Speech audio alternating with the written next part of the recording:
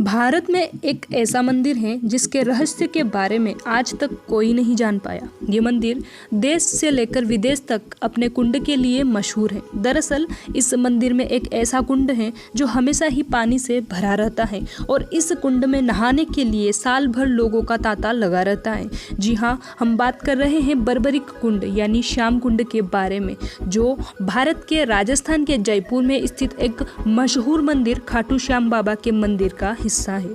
खाटू वाले बाबा के मंदिर में स्थित ये कुंड अपने अंदर बहुत से रहस्यों को दबाए हुए हैं। बाबा श्याम के इस विख्यात मंदिर की कई मान्यताएं और कहानियां हैं। बाबा के मंदिर में मौजूद ये कुंड अपनी उत्पत्ति को लेकर भी कई रहस्य छिपाए हुए हैं। कहा जाता है कि आज से हजारों साल पहले जब यहाँ केवल मिट्टी ही थी, तब यहाँ रोज गाय आया करती थी और इस स्थान पर पहुँचने के बाद गाय अपने आप दूध देने लगती थी।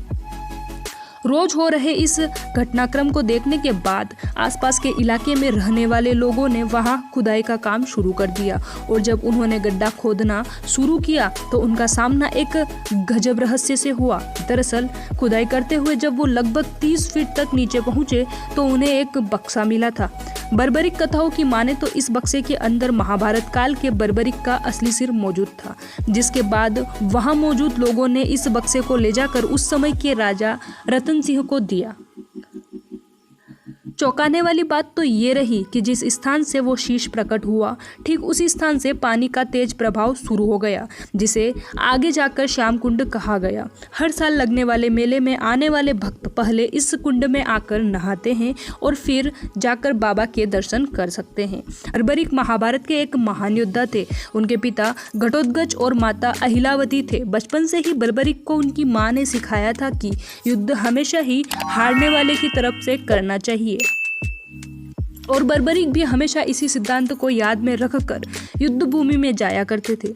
कहा जाता है कि बर्बरिक ने भगवान शिव और माता आदिशक्ति की घोर तपस्या की थी, जिसके बाद खुश होकर भगवान ने उन्हें कुछ सिद्धियां दी थी, जिन्हें पाने के बाद बर्बरिक और भी ज़्यादा बलवान हो गए थे।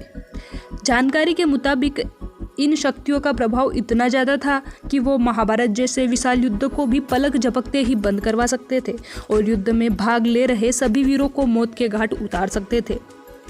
लेकिन उनके अपनी माता को दिए हुए वचन के कारण भगवान श्री कृष्ण की चिंता काफ़ी ज़्यादा बढ़ी हुई थी, जिसके चलते बर्बरिक के युद्ध में शामिल होने से पहले ही भगवान ने साधु का रूप धारण करके उनसे उनका सिर मांग लिया, जिसके बाद उनकी सारी शक्तियों को उन्होंने माँ रणचंडी को बलि चढ़ा दी। वहीं इतना बड़ा बलिदान देने के बाद उन्हें शीश का दानी कहा गया। वहीं अपना ये बलिदान देने के बाद उन्होंने महाभारत युद्ध की समाप्ति तक इस युद्ध को देखने की कामना करी।